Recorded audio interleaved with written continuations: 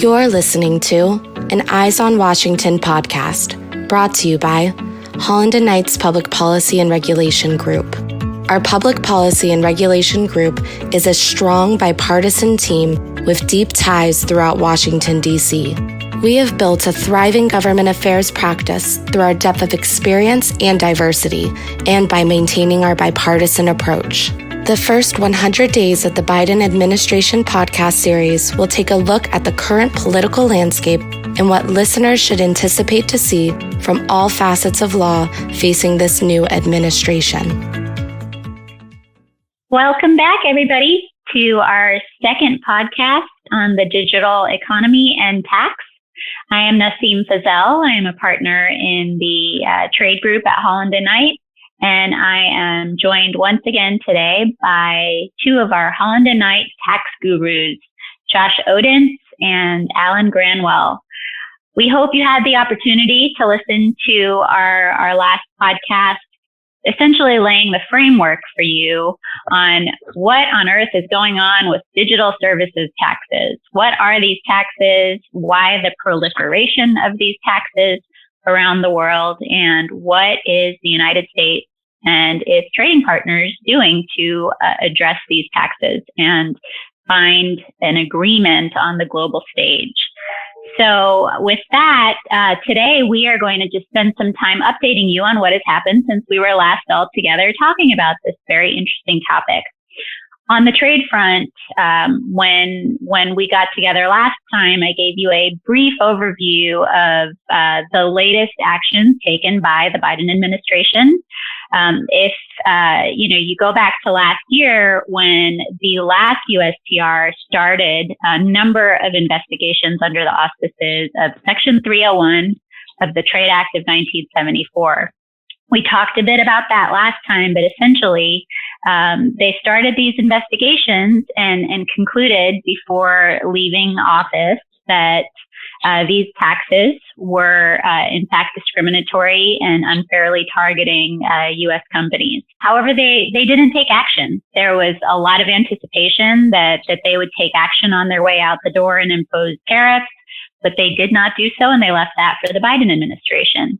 At the end of March, the Biden administration, through USTR, announced that it was going to seek comments from the public on potential trade action against a number of the countries that USTR had investigated. That includes Austria, India, Italy, Spain, Turkey, and the United Kingdom. USTR asked for public comment and also announced multi-jurisdictional as well as individual hearings on these various investigations that will be happening in the beginning of May. So if you are interested in commenting, we encourage you to get your comments in. If we can be of assistance, we would be very happy to, and please feel free to reach out. The comments are due by April 30th. And USTR is also asking if companies or organizations would like to appear at the hearings, that they submit their request for appearance by April 21st, along with testimony. And again, these hearings will be held in early May, ranging from May 4th through May 11th. Now, another interesting development at the end of March, USTR announced that it would not be proceeding with investigations that the last USTR had begun on DSTs that had been proposed by the European Union, the Czech Republic, Brazil, and Indonesia. USTR indicated that since these jurisdictions had not adopted or implemented the taxes, that it would be terminating the investigations. So that's where we are now on the trade front. Notably, USTR also said that it was going to continue to remain focused on the OECD process and committed to finding a solution there, but that it wanted to maintain its options, including tariffs, in the meantime. And with that, I want to hand it over to Alan to talk to us about what is going on in the tax universe, because there's just been a flurry of activity, and it all may very well determine what happens when it comes to the trade actions or not. So, Alan, over to you. Maybe you can clear some of this up for us. Thank you so much, Naseem, and welcome everybody. There, as Naseem has mentioned, really been a frenetic course of activities in the last week or so. Every day something else comes out. But let me summarize it, and then Josh and I will sort of chat about this in high-level terms. As you are undoubtedly aware, last week the president announced his jobs plan, this major initiative to invest in American infrastructure, research, technology, green energy, which is more than the hard type of infrastructure of roads, airports, and other types of facilities. And this plan is proposed to be funded primarily by increases in corporate taxation, as we'll describe. And it's summarized in another document the administration released called the Made in America Tax Plan. And under this particular plan, the U.S. corporate income tax rate would be increased from 21 to 28%. There would be an adoption of a 21% global minimum tax. That's really on the foreign profits of U.S. multinational corporations. There would be incentivization for U.S. Corporates to invest in the U.S. and in jobs, and a disincentive of U.S. corporates to invest abroad and jobs, and also a disincentive in terms of profit shifting. And all of this would be monitored by increases in the IRS budget on the compliance front.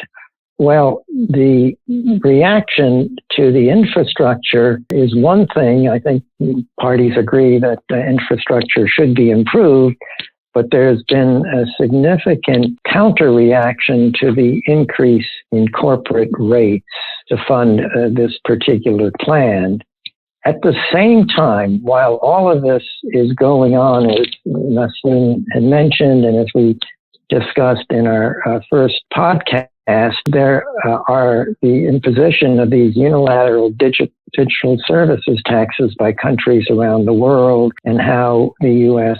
reacts against those. And as we mentioned, there is this project going on at the OECD to resolve these issues, which is the Pillar 1, Pillar 2, to deal with profit allocation and nexus initiatives, and also global minimum taxation.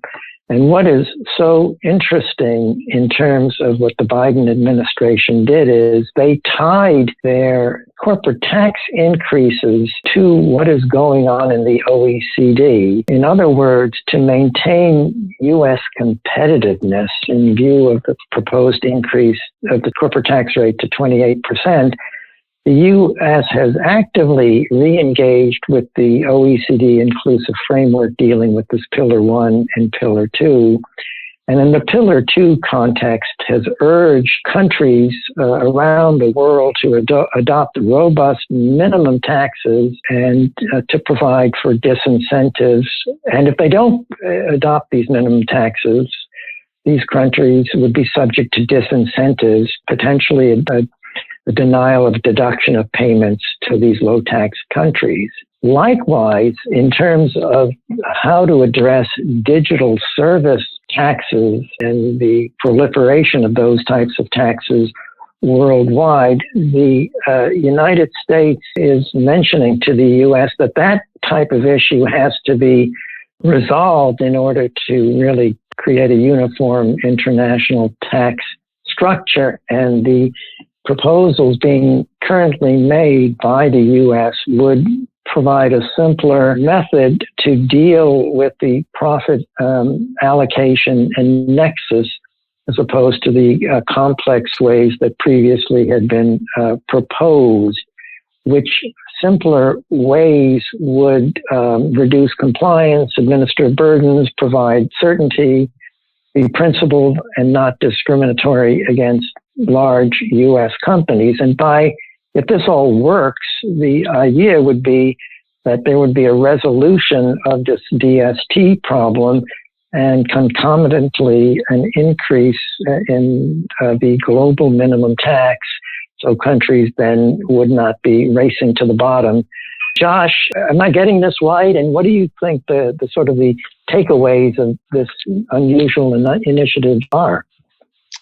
Alan, you absolutely nailed it. And there's a lot to unpack. I think it's interesting. So looking at the OECD and inclusive framework process, just reminding everyone that back in 2020, the last administration created a new hurdle for Pillar 1 and said that Pillar 1 would be a safe harbor for Amount A. And Amount A, once again, is the IP return that would be ceded to the market jurisdiction. And Secretary Yellen noted that the U.S. would change its negotiation position and that Pillar 1, the Amount A, would no longer be a safe harbor and the U.S. would change its negotiating position. So that led to, I think, some very positive developments and showed the U.S. willingness to move in a direction to reach agreement at the inclusive framework. It's clear that the Biden infrastructure proposals are fairly similar to what is under discussion at the OECD on Pillar 2. What we have not seen is how Pillar 1 would operate in the U.S. system, but perhaps the U.S. will move forward on changes to GILTI and changes to the BEAT, or the base erosion anti-abuse tax, and will then make further revisions to align us with Pillar 1 if an agreement is reached. Does this mean that we're going to resolve? Are we going to end up with tariffs? Because what you guys just described sounds incredibly ambitious, but there also seems to be this great deal of ambition backing the goals. So are we going to get there? Are we going to avoid tariffs? Where do you see this going? So I think there are different pieces of what's in the Biden tax proposal. And it's possible that we end up with multiple rounds of corporate tax and international tax changes. I think raising the rate, for example, is fairly easy. And if one looks at the polling, it's a fairly popular message to increase corporate taxes in exchange for paying for better infrastructure. That even polls well among Republicans. So I think it's possible we could see a corporate tax increase. And then on the OECD inclusive framework and GILTI BEAT side, we need to see more details to see the advanced thinking at Treasury. We will see that when the Treasury releases its full budget and green book, and we'll get a sense of what the connections are between the different provisions. And it's possible that may not be ready for passage in the near term, and it might be a fall exercise. And at the same time, what we've seen at the OECD so far, the two public documents, Pillar 1 and 2, contain detail, but not sufficient detail for implementation. So we don't really know the time frame for implementing Pillars 1 and 2. They will require uniform legislation and a multilateral instrument. Both of those could take significant time, could take years once a deal is reached to flesh out the details. I'd say we're in this period of flux. And maybe, Alan, there was some cryptic messaging about unilateral measures. What do you think? Where are we on the path for agreement? Thanks, Josh. Interestingly, I think, Nassim, the idea is to sort of sidestep all the trade issues by having countries adopt a uniform and robust global minimum tax. And by happenstance, I was speaking to various colleagues today in Switzerland and Ireland, and the U.S. is proposing a 21% rate. In certain instances in Switzerland, under various of the cantonal regimes, the rate is 13%.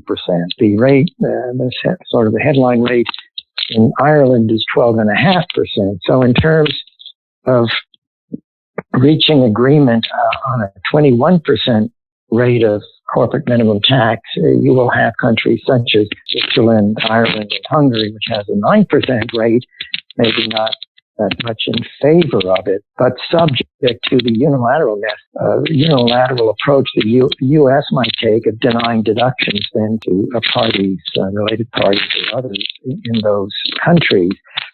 So I think all of this has a long way to go to get resolved, but I think the underlying premise now of the administration that one, to reduce a race to the bottom, it is important for countries around the world to agree to a uniform rate. But that whole arrangement will not get that far if there's a continuation of the imposition of unilateral taxation through these DSTs or other types of gross basis taxation. And therefore, it's necessary to have a stable system that there be an agreement on Pillar 1. And as Josh was mentioning, you have to resolve who's within scope, how does this all work, can you achieve certainty, and from the U.S. point of view, that it doesn't discriminate against the large U.S. taxpayer. So I think, Josh, is a huge challenge, not only in terms of doing all of that, but also maybe equally challenging thing relating to how all of this is going to be passed by the U.S. Congress, which is probably a topic for another day. Indeed. Well, thank you both. I find that I learned so much from both of you about everything that is happening in parallel in the tax and trade worlds right now. And really one is so dependent on the other in terms of outcome. And at the end of the day, whether it's taxes or tariffs, it's all taxes in the end. So, please do reach out if you would like to talk to us more about any of this. And we are going to continue coming together to bring you more content. Please keep an eye out for an upcoming webinar on the same topic. And we may be coming back your way with a third podcast in this series. So Josh and Alan, thank you again. Great to be with you. And as always, to learn from you. And I look forward to talking to you again. Thank you for listening to an Eyes on Washington podcast brought to you by Holland & Knight's Public Policy and Regulation Group. For more information on our Public Policy and Regulation Group, please visit hklaw.com/ppr.